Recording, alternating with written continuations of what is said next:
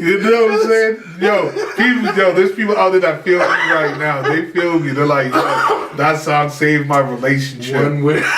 Saved my relationship. Oh my God.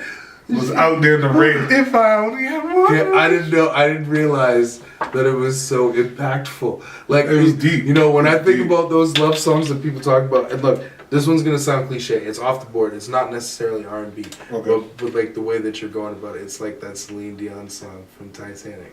Oh God. Yeah, see, that's the way we feel about that song, but it's like the ultimate love song. That is not the ultimate love song, but I'll tell you something real. That movie has a very close and oh my God, let's not like place in my heart. Oh my God, because you got to see some boobs. Because there's the reason why I wanted to watch the movie the first time. Nah, because like my ex-girlfriend and I were flirting, and it was like we're at my house, and it was like I was having a movie party. Sure, it's where my friggin' like flirtation with English women came from. My like upset, like my man, how you gonna cut me on my story, man? I'm talking about my glory day right here. I'm sorry, I'm just telling you. I'm talking about. I came to a realization about myself. Yo, the realization of playing with some nice titties in front of all these people. Because we were in my family basement, and I had the whole team over, everybody, the guys and girls watching the movie, and we were all tucked underneath the blanket, and so playing with that snappy dicky dugout. You know who you are. Let me think about it. Oh shit! You know who you are. The fuck is that? That was a bottom cut. Listen. How old would you have been? Because I would have been 16. It came out in 96? I would have been 15, 16. 96? Because I'm an 8 child. I would have been 12? No, I would have been 10. It came out in 96 or 97, one of those years. So I would have been 10 or 11. Right. So, yeah. I can't get that song out of my head if I only had one wish. 17. Well, fuck One Wish, bro. Anyways, we can now talk about fuck Ray J. Not fuck Ray J, because he's actually really good. He is really, really good. I don't mean it like that. I'm just saying, like, that is not the... You're making it seem like this song is, like, one of the greatest R&B songs. It is one of the greatest R&B songs. Get out of here. From that era. His sister... Me and you always come back to these arguments about talking about certain songs that are in certain eras. His sister... Yeah. This might be affected. It hurts. Because it's healing. That's why it's closing up. Yeah, you could be right. Anyway, his sister has 2 songs that are way more impactful. 100%. But we're talking about Ray J right now. She probably got like 5 songs. We're talking about Ray J. I don't care about Ray J, bro. Like, there's way better songs. There's just way better. There's always going to be more R&B songs that you can connect to and be like, yo, this reminds me of this time. Like Sunday afternoons when my mom would be like cleaning the house. Bro, that's exactly how it was. Sunday after. Look, in our household growing up, okay, all I remember between like 94 to 98 was like on the radio, it would always be playing BLK. Okay. No matter where we lived, generally, unless we were in Montreal, the radio in Ontario, and in Toronto, or wherever we were living, Scarborough, shit like that, it would always be playing BLK. And we would always fuck with, like, cleaning up and doing that shit on Sundays. But it played gospel music on Sundays. But during the week, you got, in the morning, you got the morning show, and they play all the fucking new shit that's out. And then in the evening, you would get somebody would spin shit. And he would spin all night until 10 o'clock. As soon as 10 o'clock, 9 o'clock... The Quiet Storm. Exactly. As soon as that popped off, the Quiet Storm popped off. There's so many nights that I'd be sitting there in my bed, and it's like 12 o'clock, and I'm lying there after like reading because I'm not supposed to read, or I'm playing my Game Boy like Pokemon or some shit like that, and I'm sitting there and I'm listening to this music trying to fall asleep, and I'm hearing things.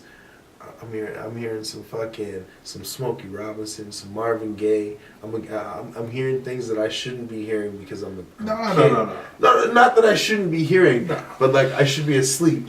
Is what I'm saying. I should be asleep. But I think that's where I fell in love with radio, because for me, like all the songs that really touched me, especially taught me what love is about, or what made me so inclined Shit, to that hurts. falling in love.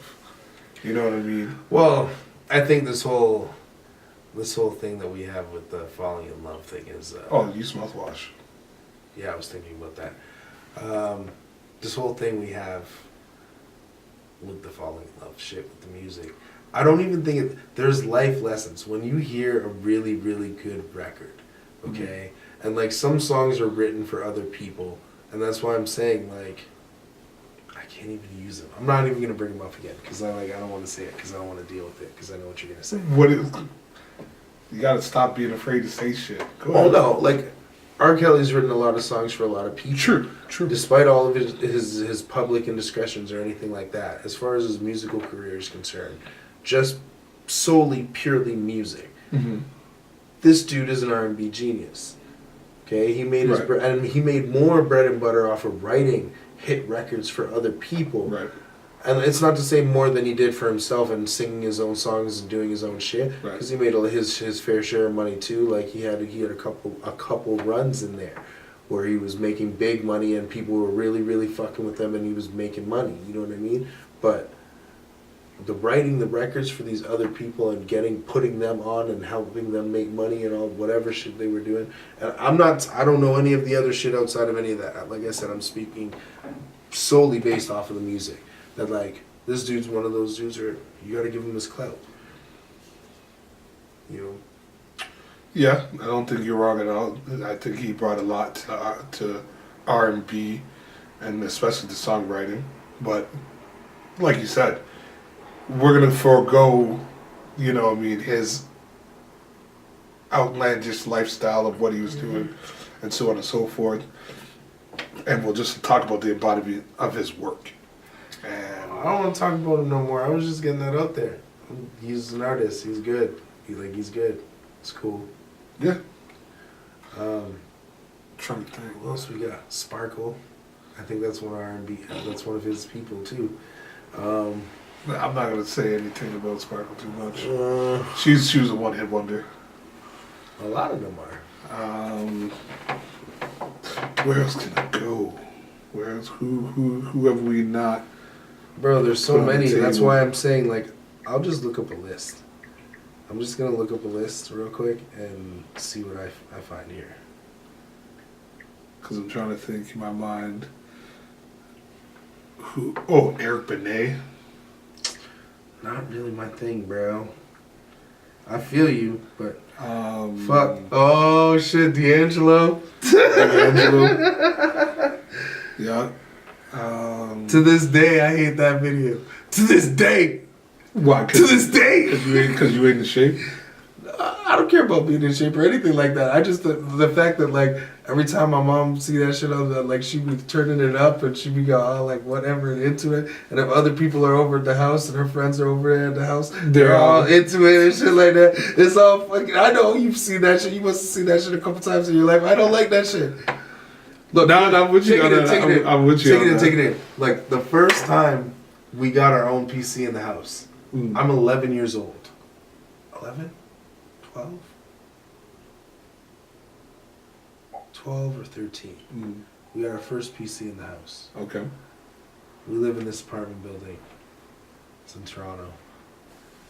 Were we in Toronto? No, I think we were here. We had just moved here. Okay. We were living on Queen.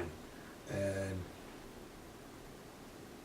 my mom was like, oh, we want to like do the chat service.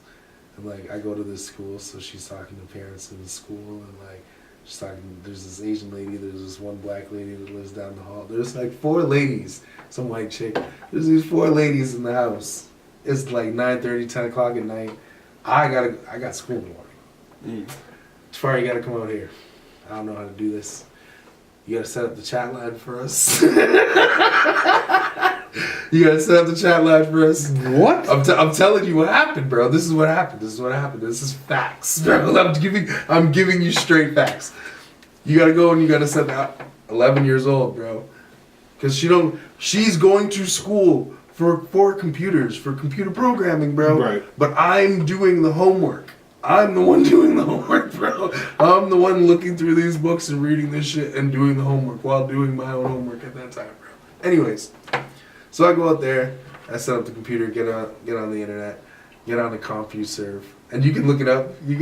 It's I'm good. CompuServe. And no, that's just the name of the server. Like, that's the internet browser we were using. Because back then, they would send you, like, discs in the mail for the internet, right? And you get, you can have this for, like, 3 days or a week trial or some shit like that. Right, And then you got to pay for it. Dial-up was the worst. The worst. Do you know how many times I fell asleep waiting for the dial-up to connect?